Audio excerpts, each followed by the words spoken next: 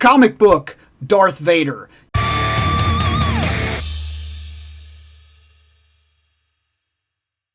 Yes, this is from the Infinities storyline where they redid the New Hope, Empire Strikes Back, and Return of the Jedi. Weird things like where Han never actually got his sight back and different things like that, where Leia actually did actually get trained and things of that nature. And of course, one scene at the end of the Jedi book features a Darth Vader who did not die. He's not dead. He does basically the same thing, does not die, and at the end of that book, we get a single panel. That panel right there. This white suit Darth Vader. And the sad thing about this is that they never did anything with it. Like, I remember when those books were coming out, I was reading them. I thought they were kind of wild. Even if they did have a little bit of that 90s thing going on where they're trying to like tell a what if story, but they're also trying to be hardcore for the sake of being hardcore or edge or whatever. This is kind of a thing of the time for comics at that point. And then at the end of the book, they pull off this hat trick basically. I'll help. And he comes out and he's wearing that white suit. And you're like, holy crap, that is cool. And then, nothing. Like, I don't remember reading another book after that point that showed them actually take this in any direction. There's not like a What If Vader series or anything like that that plays up the idea of him actually gaining redemption. Because, and you can think what you want, and I know some people get very mad about the way I view Star Wars. But Anakin, I'm just going to say it, Anakin is kind of a crappy person and a bad person. And then he becomes Vader, which is a crappy person and a bad person. And he does horrific things. And then he tosses a guy down an elevator shaft, basically. And he gets to be a Force ghost. He just gets completely forgiven. And I've never agreed with that end scene. Literally, ever. Even when I was a kid, I was like, didn't he, like, perform horrible atrocities? Isn't he, like, a war criminal? Didn't he murder children? Like, he's just forgiven? He just tosses an old guy? Like, that's it? And I get that the Emperor is a bad dude. And I get that the Emperor manipulates the whole system and everything. But even so, there comes a point when you need a little bit more to redeem your character than tossed the old bad guy. Like, it is one of those things in that movie that I've always kind of been like, okay, well, look, when it comes to Star Wars, we got to take it with a grain of salt. There's good guys, there's bad guys. There's really no in-between realistically. In the movies, there's not.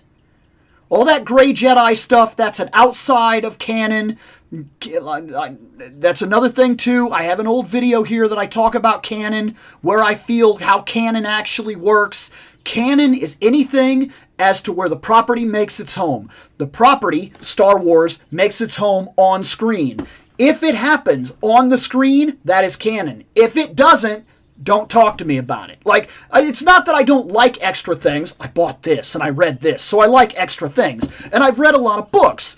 But what I'm saying is that if you want to debate something, especially the ethics of the way the movie plays out, bringing a bunch of extra material from novels and things like that, information that was never given to us in the actual context of the continuity, not a thing. Not a thing. You can add your own headcanon and your own extracurricular stuff all you want to make yourself feel a certain way. But in the end, If it is shown on screen, it is a thing. If it is not shown on screen, it is not a thing. Case in point, oftentimes they will do these extra stories. Then something will happen on screen that makes you go, oh, but that extra story that I was reading, then that can't happen. That's because those are extra what if. Everything is an extra what if outside. The expanded universe, it's cool, it's awesome, it's this. But that's what it is. He kills the Emperor. I'm sorry. This is only the beginning. And I'm going to give him something real quick before we open this guy. Just to put it out there, to tell you that 100%, especially by the new continuity that they've laid out for things like lightsabers, this is just the start. He's not a good person yet. That saber right there has not turned white. It is not healed. He's not a better person. It's still red. Because one good deed is not enough to redeem all the things you did that made you who you were. It's going to take a little bit more. You murdered children. Your costume is really cool, though, so let's go ahead and open you. Okay, so this is Darth Vader. If Darth Vader wore white. That is literally it. I mean, that's all he is.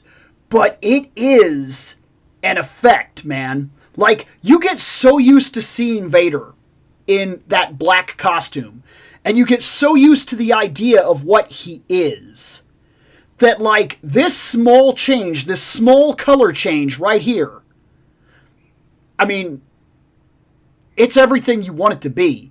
Like, this is a really cool concept. The white suit Darth Vader would have been sick. And if I could see this real, like, I wonder if there's somebody that did a cosplay of this, because this is I mean, this is it, man. This is shocking. Small problems. Very small. They're small problems. They're about this big. They're this big problems. Look, I love this. Because I knew what it was when I was getting it. I knew that it was going to be White Suit Vader. I knew that it was from that comic book. I knew it was a cool what if. I knew that it would be an egregious repaint and nothing more. But, that being said, you know what would have edged this guy out and made him the coolest of all Darth Vaders? If that would have been wired.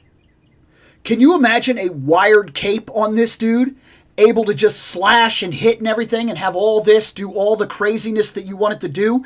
Can you imagine if this part was wired?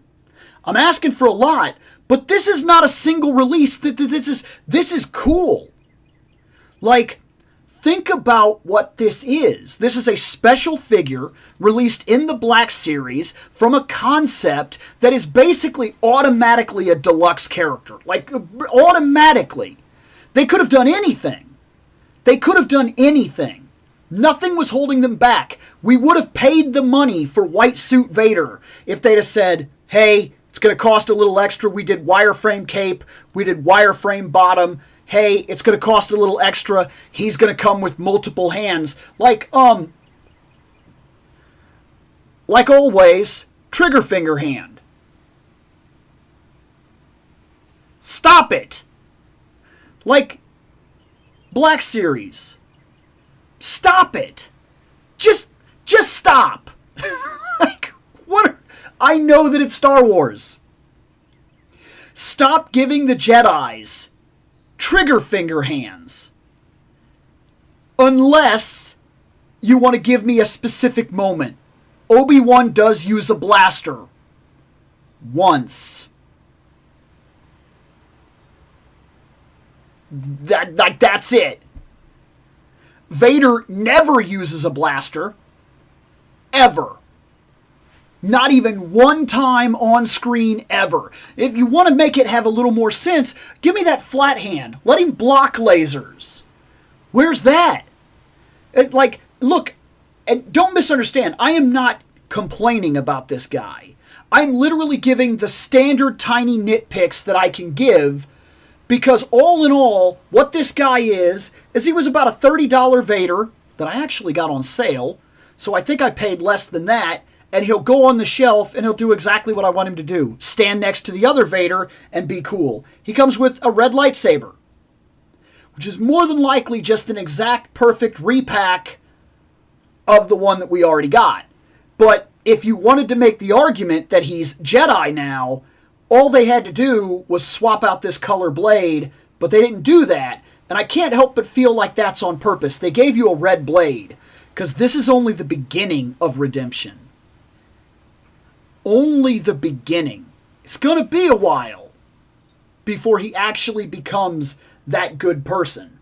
Now, that being said, he has a normal hand here for the most part. It's just a normal lightsaber holding hand, which is fine.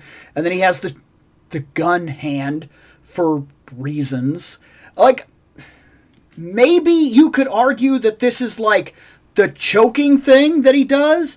Maybe you could argue something like that. But then I would argue, why are you choking people still? Aren't you supposed to be working on that? You wanna maybe not choke a bunch of people? Like, you got a lot to prove, man. You're not helping your situation by choking everybody out with your choke hand. But I'll give it to you. That's a choke hand. You know what? That, I guess. He's still got problems, okay? It's a good thing that Luke is going to be there to kind of watch over him and whatnot, because he's still choking people, all right? But that is White Suit Vader.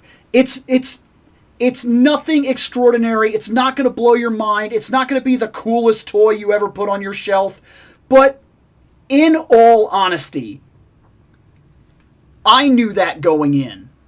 And anybody that has collected Star Wars Black Series also knew that going in. And if you didn't, welcome to collecting Star Wars Black Series. Welcome aboard. Oh, but before I go, one thing that I would like to say and give a bit of a bonus to how they handle their arms in the Black Series. In the Black Series, because, so just to put this out here, this Vader has those double knees. Like, they're hidden under this, but he has them. This leg has a ridiculous amount of bend.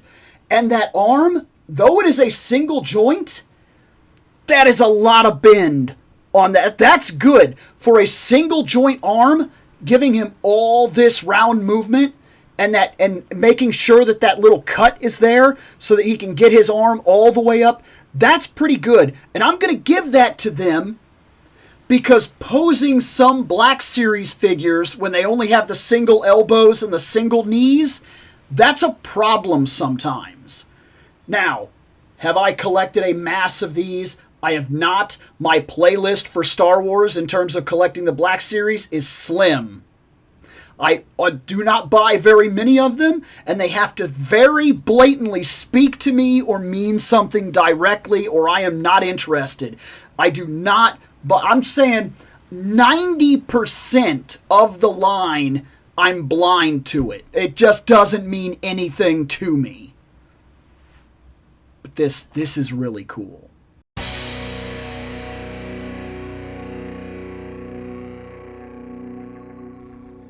I have spoken. Take what you will from it.